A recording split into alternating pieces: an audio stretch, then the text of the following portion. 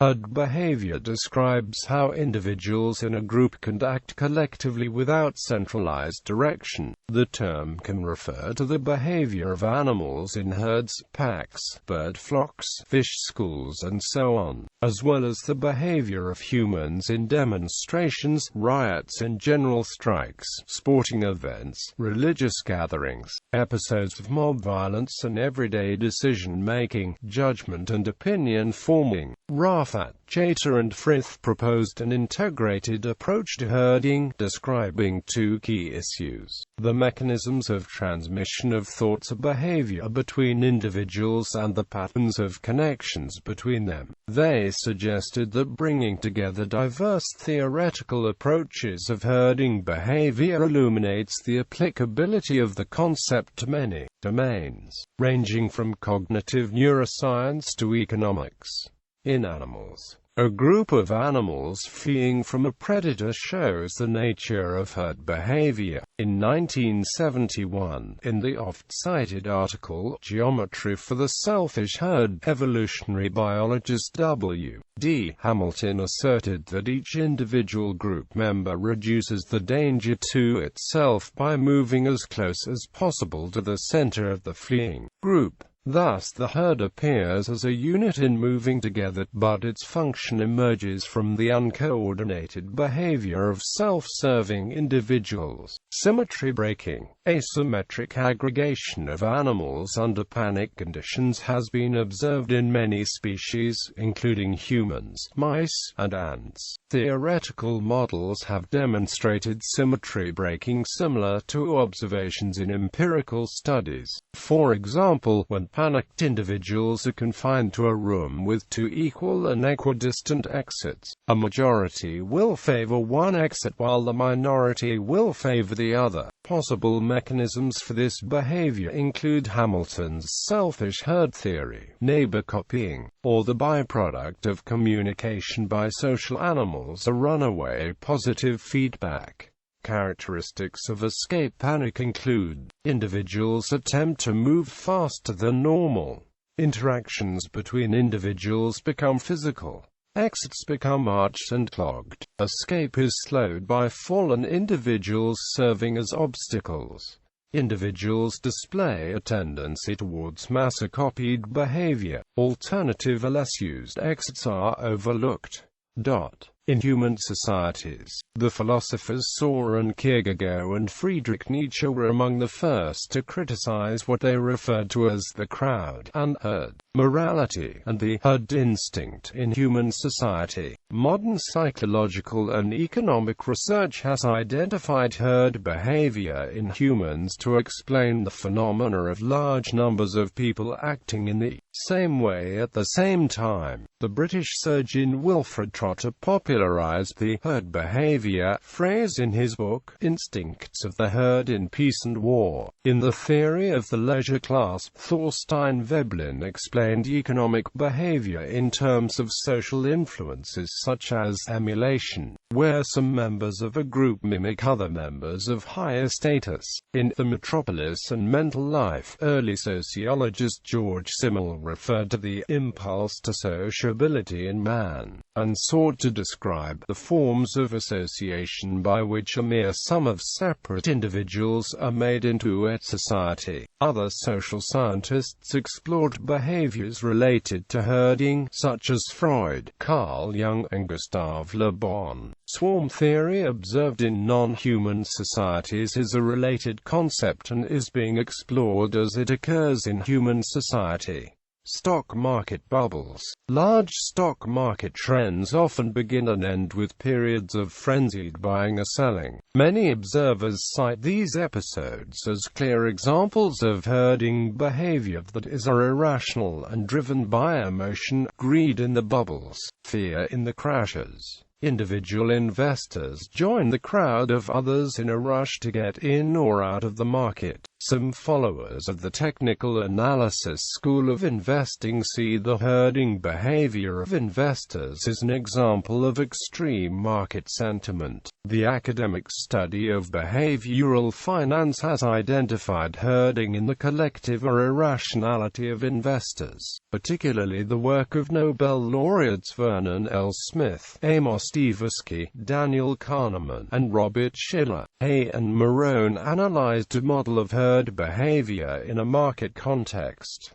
The work is related to at least two important strands of literature. The first of these strands is that on herd behavior in a non-market context. The seminal references are Banerjee and Bikhchandani, Hirschleifer and Welch, both of which showed that herd behavior may result from private information not publicly shared. More specifically, both of these papers showed that individuals, acting sequentially on the basis of private information and public knowledge about the behavior of others, may end up choosing the socially undesirable option. The second of the strands of literature motivating this paper is that of information aggregation in market contexts. A very early reference is the classic paper by Grossman and Stiglitz that showed that uninformed traders in a market context can become informed through the price in such a way that private information is aggregated correctly and efficiently. In this strand of the literature, the most commonly used empirical methodologies to test for herding toward the average are the works of Christian Huang and Cheng and Korana. Overall, it was shown that it is possible to observe herd-type behavior in a market context. The results refer to a market with a well-defined fundamental value, even if herd behavior might only be observed rarely. This has important consequences for a whole range of real markets, most particularly foreign exchange markets. One such herdish incident was the price volatility that surrounded the 2007 uranium bubble, which started with flooding of the Cigar Lake mine in Saskatchewan during the year 2006.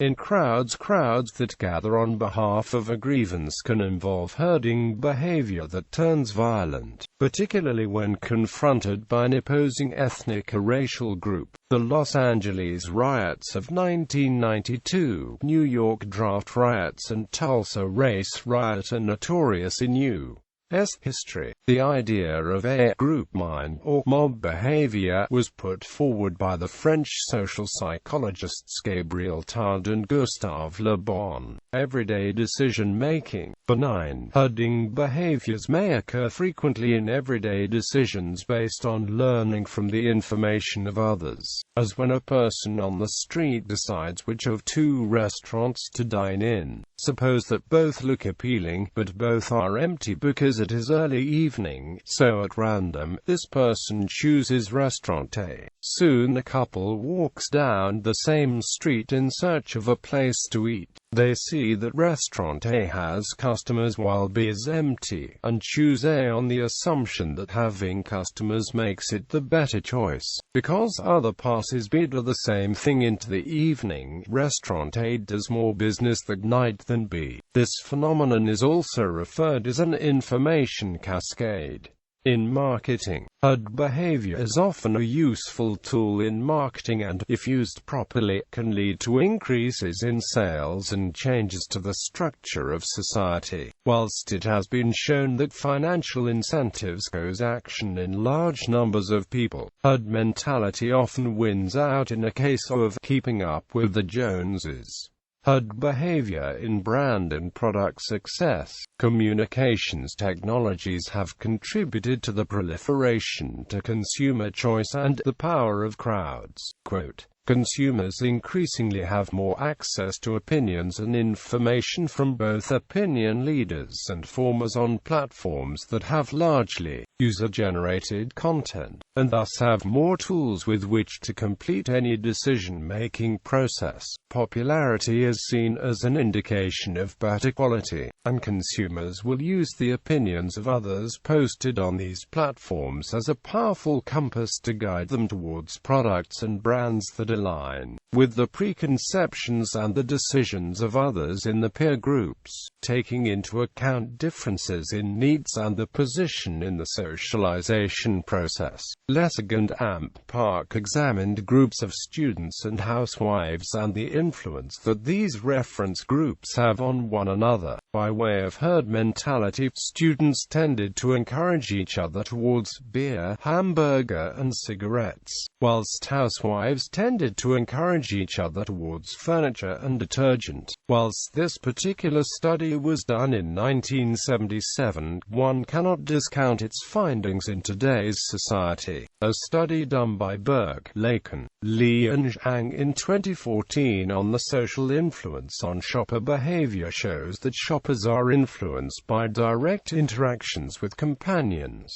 and as a group size grows, herd behavior becomes more apparent. Discussions that create excitement and interest have greater impact on touch frequency, and purchase likelihood grows with greater involvement caused by a large group. Shoppers in this Midwestern American shopping outlet were monitored and the purchases noted, and it was found up to a point, potential customers preferred to be in stores which had moderate levels of traffic. The other people in the store not only served as company, but also provided an inference point on which potential customers could model the behavior and make purchase decisions. As with any reference group or community, social media can also be a powerful tool in perpetuating herd behavior. Its immeasurable amount of user-generated content serves as a platform for opinion leaders to take the stage and influence purchase decisions,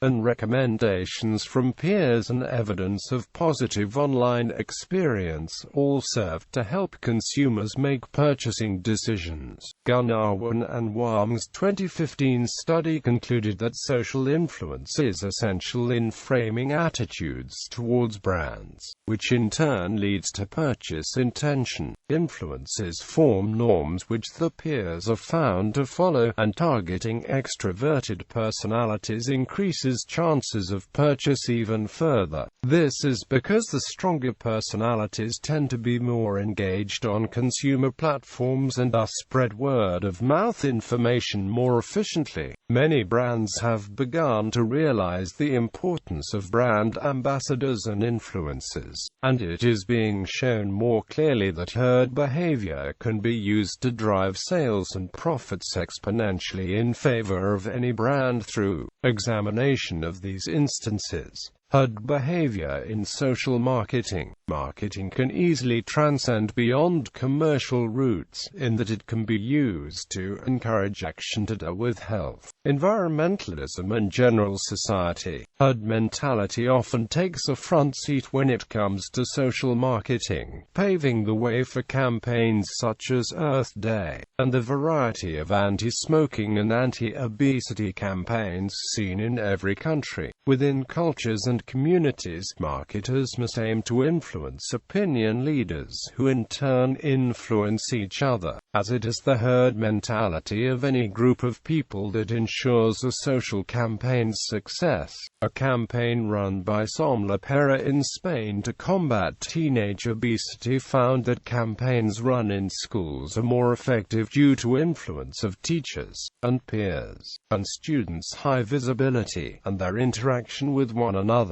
Opinion leaders in schools created the logo and branding for the campaign, built content for social media, and led in school presentations to engage audience interaction. It was thus concluded that the success of the campaign was rooted in the fact that its means of communication was the audience itself, giving the target audience a sense of ownership and empowerment. As mentioned previously, students exert a high level of influence over one another's, and by encouraging stronger personalities to lead opinions, the organizers of the campaign were able to secure the attention of other students who identified with the reference group. HUD behavior not only applies to students in schools where they are highly visible, but also amongst communities where perceived action plays a strong role. Between 2003 and 2004, California State University carried out a study to measure household conservation of energy and motivations for doing so. It was found that factors like saving the environment, saving money, or social responsibility did not have as great an impact on each household as the perceived behavior of the neighbors did. Although the financial incentives of saving money, closely followed by moral incentives of protecting the environment, are often thought of as being a community's greatest guiding compass, more households responded to the encouragement to save energy when they were told that 77% of the neighbors were using fans instead of air conditioning, proving that communities are more likely to engage in a behavior if they think that everyone else is already taking part. HUD behaviors shown in the two examples exemplify that it can be a powerful tool in social marketing, and if harnessed correctly, has the potential to achieve great change. It is clear that opinion leaders and their influence achieve huge reach amongst the reference groups, and thusly can be used as the loudest voices to encourage others in any collective direction.